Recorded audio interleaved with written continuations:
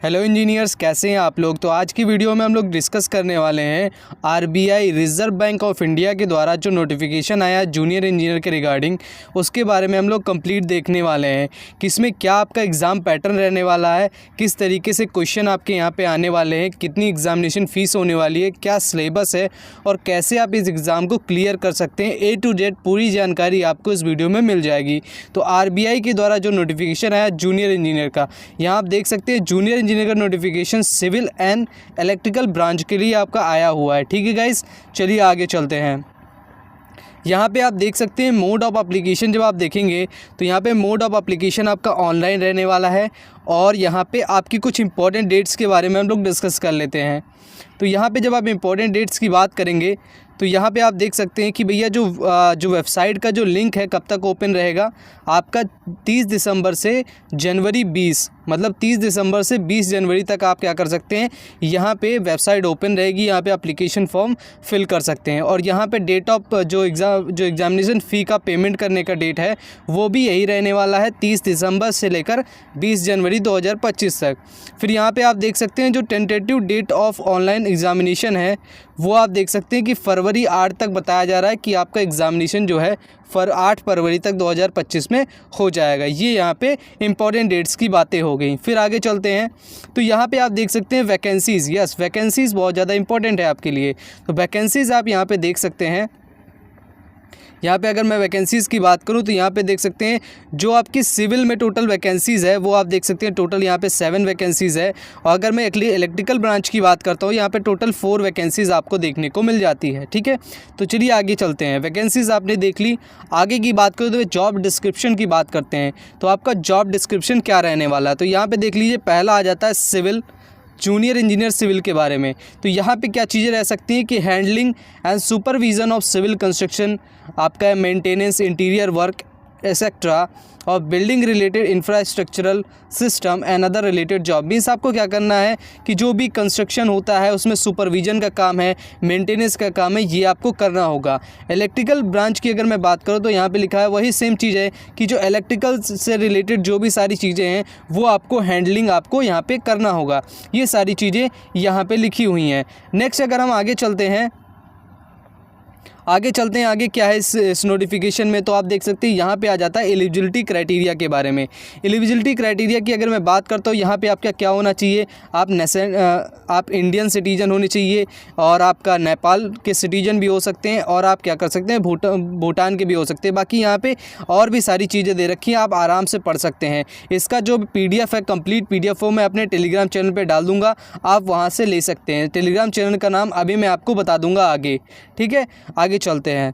तो आगे आ जाता है एज के बारे में। तो एज यहाँ पे आप देख सकते हैं एज की रिगार्डिंग क्या है कि बिटवीन 20 से 30 साल 20 to 30 ईयर्स की, 20 से लेकर 30 ईयर्स के बीच में आपकी एज होनी चाहिए। और यहाँ पे आप देख सकते हैं 2/12/1994 से पहले आपका जन्म नहीं होना चाहिए।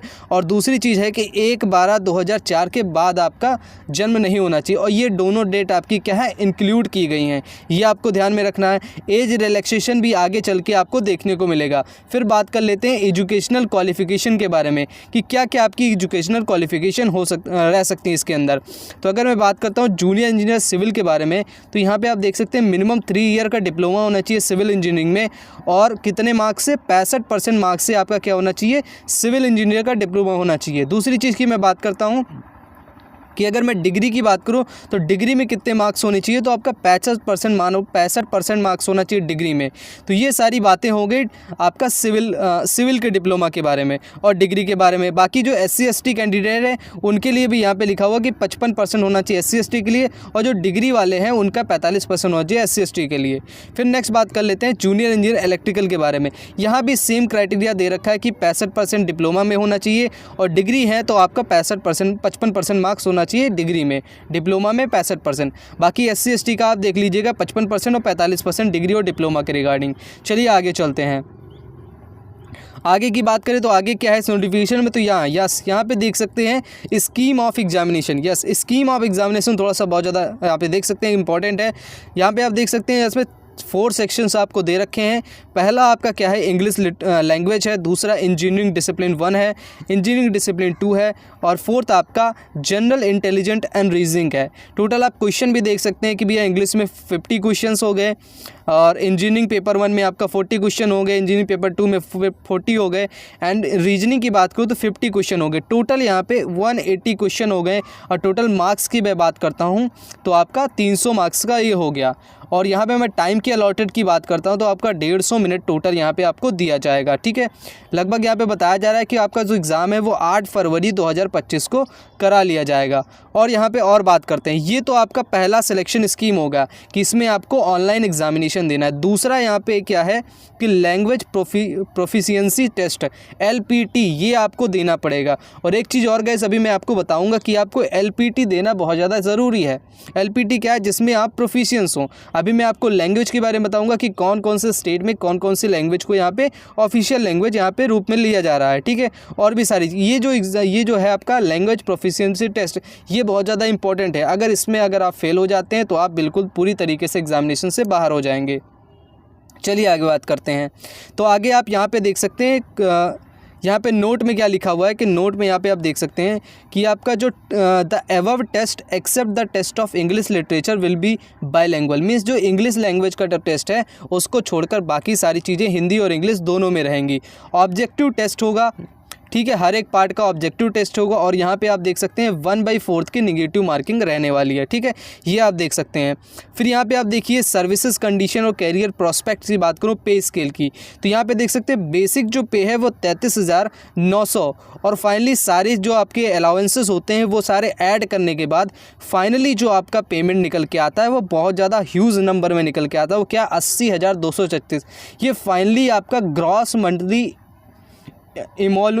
इमोलूमेंट्स हैं जो जूनियर इंजीनियर को मिलने वाले हैं। कब मिलने वाले हैं, सारे अलाउंसेस को ऐड करने के बाद आपको ये सारी, मतलब ये तो आपका बेसिक पे होगा 33,900, और सारे अलाउंसेस को अगर हम ऐड कर देते हैं तो आपको 80,000 में से एक बड़ा नंबर आपको देखने मिल रहा है। बहुत अच्छी जॉब मुझे ये लग रही है। 80,236 आपको क्या मिलने वाली है, सैलरी मिलने वाली है। ठीक है, तो चलिए आगे बात कर लेते हैं। आगे यहाँ पर आप देखेंगे तो इस एग्ज़ामिनेशन फ़ीस की अगर मैं बात करता हूँ तो आप यहाँ पे देख सकते हैं एग्जामिनेशन फ़ीस के बारे में। यहाँ पे आप देख लीजिए जो SC SC कैंडिडेट है उनको आपको कितना देना है, 50 रुपये पेमेंट है आपको करना पड़ेगा। और यहाँ पे जो OBC जनरल या EWS कैंडिडेट है उनको 450 देना पड़ेगा। और यहाँ पे आप देख सकते हैं GST भी इसमें इंक्लूडेड नहीं है। 50 रुपये तो आपको पेमेंट करना है, साथ में साथ जो GST लगेगा 18% वो भी आपको इसमें इंक्लूड करके आपको पेमेंट करना पड़ेगा। ठीक है, तो ये 18% GST तो सबके लिए हो गया। चलिए आगे बात कर लेते हैं।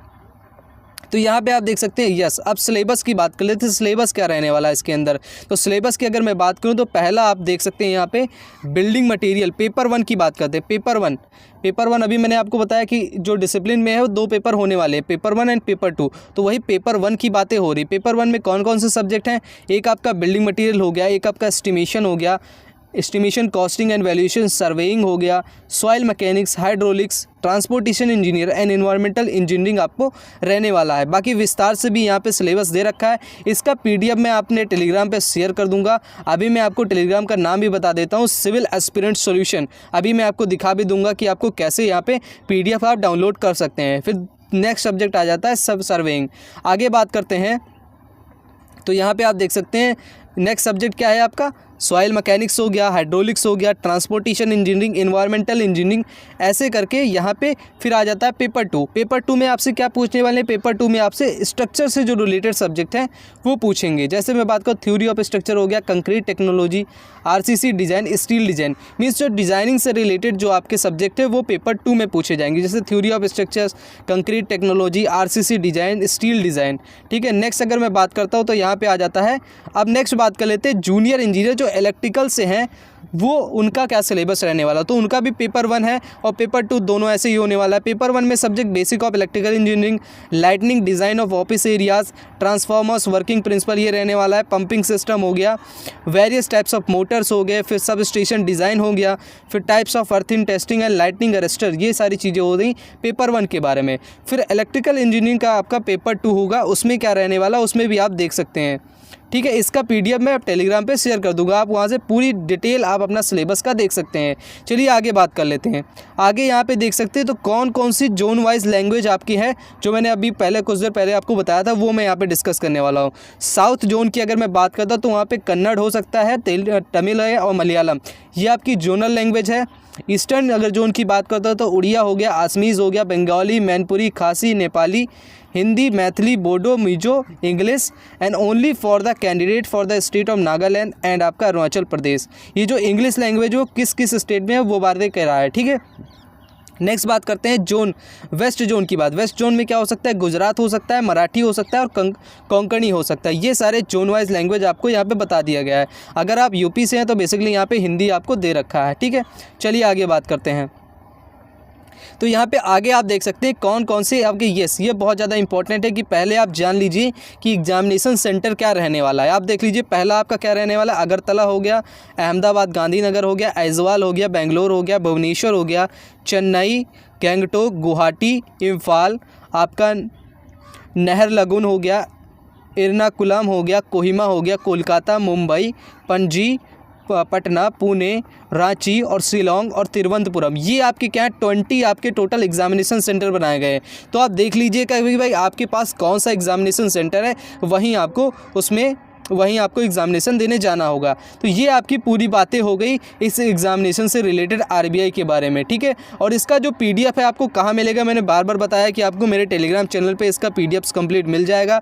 पूरी डिटेल आपको वहाँ से देख लेनी है। बाकी मैंने सारी चीज़ें यहाँ पे डिस्कस कर ली हैं, जो भी इंपॉर्टेंट बातें थी इस एग्ज़ाम से रिलेटेड। तो आप क्या कर सकते हैं, मेरे टेलीग्राम चैनल से PDF को डाउनलोड कर सकते हैं, सिविल एस्पिरेंट सोल्यूशन, और वहाँ से सारी चीज़ें आप देख सकते हैं, ठीक है। तो यहीं तक वीडियो था। आई होप आपको वीडियो अच्छा लगा। अगर वीडियो अच्छा लगा तो प्लीज़ वीडियो को एक प्यारा सा लाइक कर दीजिए और अपने चैनल को प्यारे से चैनल को सब्सक्राइब भी कर लीजिए, जिससे आने वाली लेटेस्ट जो वीडियो की नोटिफिकेशन है वो आपको मिल जाएगी, ठीक है गाइस। Thank you.